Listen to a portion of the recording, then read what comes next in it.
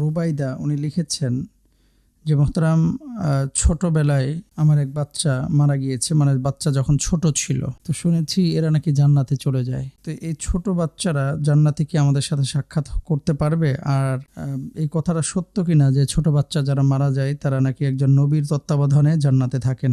আল্লাহু আকবার, আল্লাহু আকবার, আল্লাহু আকবার। আসলে বাবা মা যখন সন্তানকে ছোটবেলায় হারান, এই বাচ্চারা কোথায় যায়? আমরা তো বলি তারা জান্নাতে।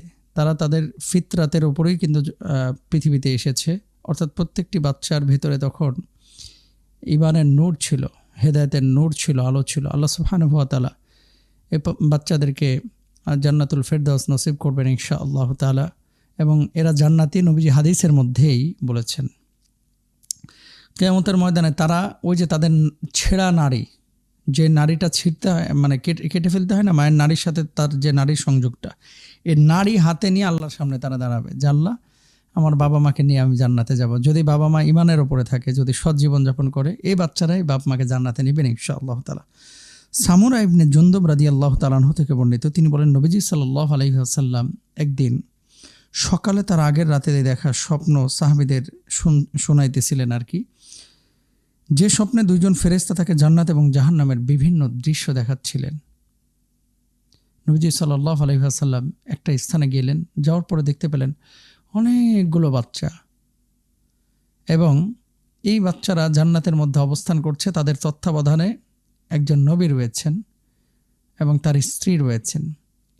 জিবরিল আমিনকে আল্লাহর হাবিব সাল্লাল্লাহু আলাইহি ওয়াসাল্লাম, নবীজি সাল্লাল্লাহু আলাইহি ওয়াসাল্লাম বলেন, একটা সজীব শ্যামল বাগানে আমাকে নিয়ে যাওয়া হলো, যেখানে বসন্তের হরেক রকমের ফুলের কলি রয়েছে, আর বাগানের মাঝে আসমানের থেকে অধিক উচ্চ দীর্ঘকার একজন পুরুষ রয়েছে, যার মাথা যেন আমি দেখতে পাচ্ছি না। তার চারপাশে আমি এত বিপুল সংখ্যক বালক বালিকা দেখলাম যে এত শিশু একসাথে আর কখনো দেখিনি। আমি ফেরেশতাদেরকে বললাম, উনি কে? আর এই শিশুগুলো কারা? ফেরেশতারা বললেন, তিনি হলেন ইব্রাহিম আলাইহিস সালাতু ওয়াস সালাম, আর তার আশপাশের বালক বালিকারা হলো ওই সব শিশু যারা ফিতরাত বা স্বভাব ধর্মের ওপরে মৃত্যুবরণ করেছে। সুবহানাল্লাহ। কয়েকজন সাহাবী নবীজি সাল্লাল্লাহু আলাইহি ওয়াসাল্লামকে জিজ্ঞেস করলেন, হে আল্লাহর রাসূল, মুশরিকদের শিশু সন্তানরাও, অমুসলিম যারা, তাদের শিশু সন্তানরাও? আল্লাহর হাবিব সাল্লাল্লাহু আলাইহি ওয়াসাল্লাম জবাব দিলেন, মুশরিকদের শিশু সন্তানেরাও। সুবহানাল্লাহ।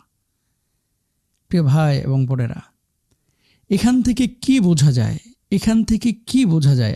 দেখেন, রাসূল আকরাম সাল্লাল্লাহু আলাইহি ওয়াসাল্লাম তিনি বললেন যে মুশরিকদের সন্তানেরাও আল্লাহর জান্নাতে যাবে। সুবহানাল্লাহ, সুবহানাল্লাহ। তাহলে যারা ছোট অবস্থায় মৃত্যুবরণ করেন, নবীজি সাল্লাল্লাহু আলাইহি ওয়াসাল্লাম তাদেরকে জান্নাত দেবেন ইনশাআল্লাহ। এই হাদিস থেকে বোঝা যায় মুমিন ও কাফেরের যে কোনো পরিবারের শিশুই হোক, শিশু অবস্থায় যারা মারা গেলে জান্নাতে যান, এবং আল্লাহর নবী ইব্রাহিম আলাইহিস সালাতু ওয়াস সালামের তত্ত্বাবধানে তারা জান্নাতেই থাকেন। সুবহানাল্লাহ। মৃত শিশুরা জান্নাতে নিয়ে যাবে কিনা? এছাড়া একাধিক হাদিস থেকে বোঝা যায় মৃত শিশুরা কিয়ামতের দিন তাদের মুমিন বাবা মাকেও জান্নাতে নিয়ে যাবে, কারণ তারা তাদের বাবা মায়ের জন্য আল্লাহর কাছে সুপারিশ করবে। নবীজি সাল্লাল্লাহু আলাইহি ওয়াসাল্লাম বলেন, ওই সত্তার শপথ যার হাতে আমার প্রাণ, যে মা গর্ভপাত হলে সেজন্য সওয়াবের আশা করবে, তার গর্ভচ্যুত সন্তান কিয়ামতের দিন নিজের নাভির নাড়ি ধরে তাকে জান্নাতের দিকে টেনে নিয়ে যাবে। সুনান ইবনে মাজার হাদিস। সুবহানাল্লাহ।